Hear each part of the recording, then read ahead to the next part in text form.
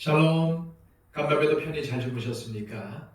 하나님께서 우리에게 새로운 날과 또 새로운 소망을 주셨습니다. 오늘도 새로운 날을 주님께서 주신 소망을 품고 살아가는 우리 모두가 되시기를 축복합니다. 기도하겠습니다. 아버지 하나님, 우리를 불러서 자녀 삼아주시고 또한 새로운 날 가운데 주님을 향한 새로운 소망을 주심을 감사합니다. 주님, 우리의 소망은 저 천국에 있습니다. 주님과 함께 동행하며 이 땅을 살다가 저 하늘나라에서 주님과 함께 왕노릇하며 영원한 구원을 누리는 것이 바로 우리의 소망입니다. 주님, 우리의 소망이 날마다 더 확실하게 해주시고 무엇보다도 우리 주님의 재림을 기대하며 소망하며 살 수 있도록 역사하여 주시옵소서. 무엇보다도 주님, 우리의 믿음이 더욱더 강해지게 하여 주시고 무엇보다도 하나님 말씀에 순종하며 또한 그 믿음 속에서 살아갈 수 있도록 주님 우리를 붙잡아 주시옵소서. 흔들리지 않게 하여 주옵소서. 세상은 변하고 더욱더 각박해지지만 우리는 주님을 믿는 믿음 안에서 그 믿음에 굳게 서서 살아갈 수 있도록 주님 역사하여 주시옵소서. 오늘의 삶을 온전히 주님께 맡겨드리며 예수 그리스도의 이름으로 기도하옵나이다. 아멘. 다 함께 찬송가 425장 찬양드립니다.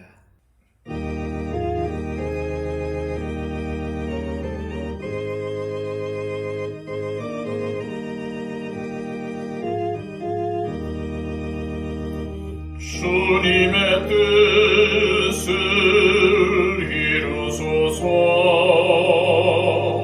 고요한 중에 기다리니 진흙과 같은 날 빚으사 주님의 형상 만드소서. 주님의 뜻을 이루소서.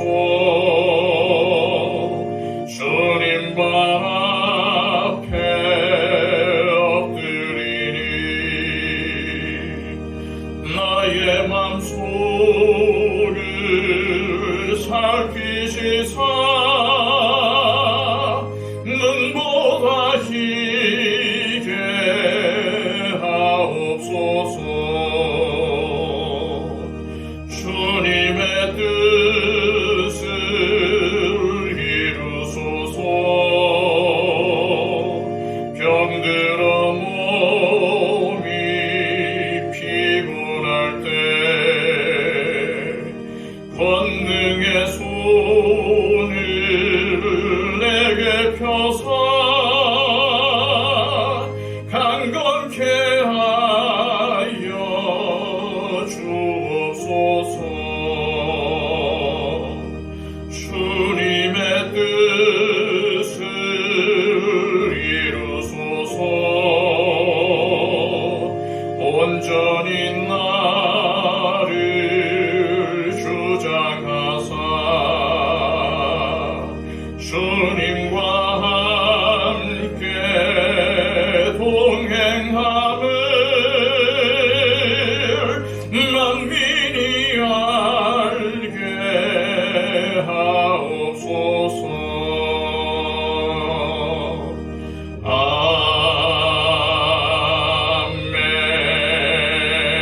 아멘. 이 시간 우리에게 주시는 하나님의 귀한 말씀은 신약성경 데살로니가전서 4장 1절에서 12절까지의 말씀입니다. 신약성경 331쪽입니다. 그러므로 형제들아, 우리가 끝으로 주 예수 안에서 너희에게 구하고 권면하노니 너희가 마땅히 어떻게 행하며 하나님을 기쁘시게 할 수 있는지를 우리에게 배웠으니 곧 너희가 행하는 바라 더욱 많이 힘쓰라. 우리가 주 예수로 말미암아 너희에게 무슨 명령으로 준 것을 너희가 아느니라. 하나님의 뜻은 이것이니 너희의 거룩함이라.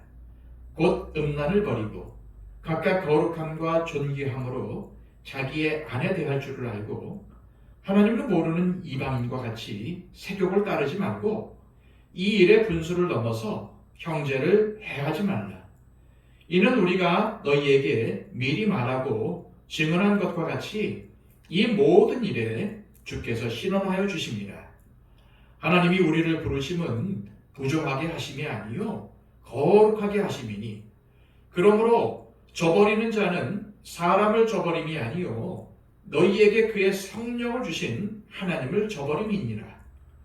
형제 사랑에 관하여는 너희에게 쓸 것이 없음은 너희들 자신이 하나님의 가르치심을 받아 서로 사랑함이라. 너희가 온 마게도냐 모든 형제에 대하여 과연 이것을 행하도다. 형제들아, 권하노니 더욱 그렇게 행하고 또 너희에게 명한 것 같이 조용히 자기 일을 하고 너희 손으로 일하기를 힘쓰라. 이는 외인에 대하여 단정히 행하고 또한 아무 궁핍함이 없게 하려 함이라. 아멘. 바울은 유대인들의 핍박으로 3주 만에 데살로니가를 급히 떠나야 했기에 교인들에게 예수님을 믿는 그리스도인으로서 어떻게 살아야 하는지에 대해 자세히 권면하지 못했을 것입니다. 그렇기에 이 데살로니가 전서를 통해서 그들에게 꼭 필요한 내용들을 집중해서 권면했을 것입니다. 바울은 데살로니가 교인들이 바울이 급히 떠난 뒤에도 신앙생활을 잘 하고 있다는 사실을 전해 듣고는 매우 기뻐하며 하나님께 감사했습니다. 하지만 그들이 여기에 만족해서는 안 되었기에 바울이 전에 가르쳐준 하나님께서 기뻐하시는 일들을 더 열심히 행하라고 권면합니다. 1절 말씀입니다. 그러므로 형제들아, 우리가 끝으로 주 예수 안에서 너희에게 구하고 권면하노니 너희가 마땅히 어떻게 행하며 하나님을 기쁘시게 할 수 있는지를 우리에게 배웠으니 곧 너희가 행하는 바라. 더욱 많이 힘쓰라. 이어서 바울은 자신이 가르친 것은 다름 아닌 예수님의 명령이라는 사실을 상기시키고 있습니다. 2절입니다. 우리가 주 예수로 말미암아 너희에게 무슨 명령으로 준 것을 너희가 아느니라. 그럼 예수님의 어떠한 명령을 지키라는 걸까요? 먼저 음란을 버리라는 것입니다. 3절에서 6절까지의 말씀입니다. 하나님의 뜻은 이것이니 너희의 거룩함이라. 곧 음란을 버리고 각각 거룩함과 존귀함으로 자기의 아내 대할 줄을 알고 하나님을 모르는 이방인과 같이 세욕을 따르지 말고 이 일의 분수를 넘어서 형제를 해하지 말라. 이는 우리가 너희에게 미리 말하고 증언한 것과 같이 이 모든 일에 주께서 신원하여 주심이라. 당시 데살로니가는 성적으로 아주 문란했습니다.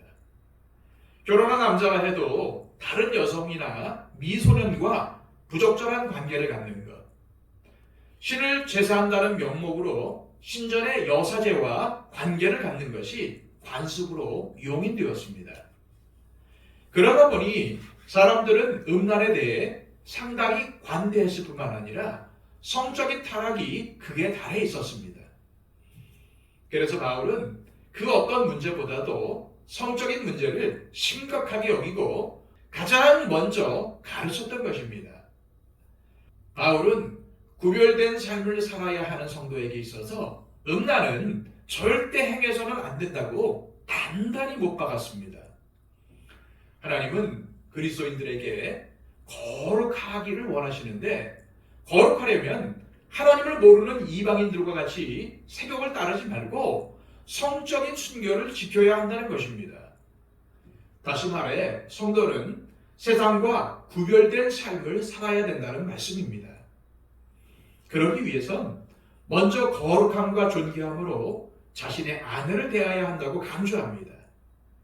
다시 말해서 자신의 아내야말로 하나님께서 허락하신 배필이요 하나님께서 기뻐하시는 성도의 거룩을 함께 이루어가야 할 존귀한 자로 여기며 아내를 기뻐하고 자신의 아내로 만족하라는 뜻입니다. 바울은 이어서 분수를 넘어서 형제를 해하지 말라고도 했습니다. 이 말은 이웃의 아내를 탐해서는 안 된다는 뜻입니다. 이런 행위는 부부관계를 파괴하는 행위기에 형제에게 큰 해를 입히게 되기 때문입니다. 바울은 그럼에도 음란을 일삼는 자는 반드시 하나님께서 심판하실 것이라고 경고합니다. 그 이유를 바울은 7절과 8절에서 밝히고 있는데, 하나님께서 우리를 부르신 목적은 거룩하게 살라고 부르신 것이기에 이러한 하나님의 뜻을 무시하는 사람은 하나님을 거역하는 것이 되기 때문입니다. 이제 바울은 주제를 바꾸어 데살로니가 교인들에게 사랑을 더 키워가라고 권면합니다. 9절에서 12절까지의 말씀입니다. 형제 사랑에 관하여는 너희에게 쓸 것이 없음은 너희들 자신이 하나님의 가르치심을 받아 서로 사랑함이라. 너희가 온 마게도냐 모든 형제에 대하여 과연 이것을 행하도다. 형제들아, 권하노니 더욱 그렇게 행하고 또 너희에게 명한 것 같이 조용히 자기 일을 하고 너희 손으로 일하기를 힘쓰라. 이는 외인에 대하여 단정히 행하고 또한 아무 고핍함이 없게 하려 함이라. 바울은 복음을 전할 때마다 성도들에게 사랑의 삶을 강조했습니다. 바울이 기록한 서신서들을 보면은 얼마나 사랑의 삶을 강조했는지 모릅니다.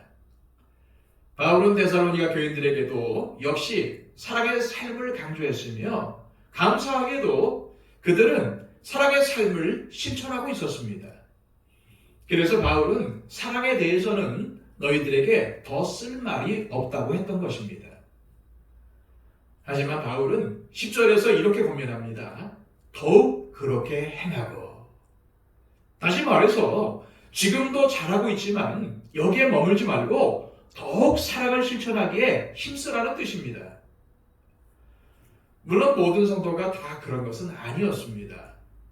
성도들 중에서는 다른 성도들이 베푸는 사랑을 악용해서 받으려고만 하는 사람들도 있었습니다. 그래서 도움을 바라고 일도 하지 않으려고 했습니다. 바울이 이 데살로니가 전서를 기록할 당시에는 예수님이 곧 오신다는 임박한 종말론이 유행하고 있었습니다. 그러다 보니 예수님이 곧 오실 텐데 일할 필요가 전혀 없다고 생각하는 성도들도 있었습니다. 하지만 바울은 11절에서 이러한 생각을 가진 사람들에게 하루하루 성실하게 일을 하라고 명령합니다. 자신의 직업을 가지고 자기 손으로 일해서 살아가라는 말씀입니다.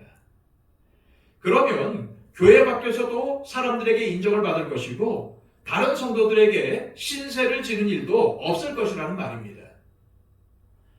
이처럼 바울은 성도라면 당연히 예수님의 재림을 고대해야 하지만은 매일 자신에게 주어진 일을 성실하고 책임감 있게 수행하는 이것이야말로 하나님께 기쁨을 드리는 것이고 또 이웃을 사랑하는 길이라고 가르쳤습니다. 그리스도인이라면 모두 하나님께 기쁨을 드리는 삶을 살고 싶어 할 것입니다. 하나님을 기쁘시게 하는 삶은 내게 큰 유익이 될 뿐만 아니라 이웃에게도 유익을 끼칩니다. 하나님께 기쁨을 드리는 삶은 거룩하게 사는 것입니다. 세상의 악에 빠지지 않는 것입니다. 데살로니가 교인들의 상황에서는 성적으로 방탕해서는 안 되는 거였습니다. 설령 사회가 이런 문화에 반대하고 용납하는 분위기라고 해도 그리스도인들은 그래서는 안 된다는 것입니다. 지금 우리 사회도 얼마나 성적으로 타락해 있습니까? 이런 현상은 날이 갈수록 더 심각해지는 것 같습니다. 사회가 갈수록 성에 대해서 자유를 강조하기 시작했습니다. 그러다 보니 자유가 방종이 되고 방종은 성적 타락을 가져왔습니다. 바로 이러한 문화에 우리 그리스도인들이 그대로 노출되어 있습니다. 우리는 이러한 문화에 동화되면 안 됩니다. 성적인 타락으로 내 가정을 파괴하고 다른 가정도 파괴하게 해서는 안 됩니다. 우리는 예수님을 믿는 그리스도인으로서 책임의식을 가지고 악한 문화에 빠지지 않도록 해야 합니다. 또한 그리스도인은 하나님을 사랑하고 이웃을 사랑하는 마음으로 충만해야 합니다. 사람들 중에는 우리가 베푸는 선의를 악용하기도 합니다. 그래서 사랑을 베푸는 사람이 낙담하는 일도 벌어지게 되죠. 하지만 그렇다고 해서 사랑하는 삶을 단념해서는 안 됩니다. 이것은 하나님께서 너무나도 기뻐하시는 일이기 때문입니다. 하나님은 사랑을 베푸는 사람들을 반드시 높여주실 것입니다. 사랑의 삶은 내게 주어진 책임을 다하는 것입니다. 하나님 앞에서 거룩한 삶이란 나에게 주어진 일을 성실하게 감당하는 것입니다. 이것이 하나님께서 기뻐하시는 거룩한 삶의 태도입니다.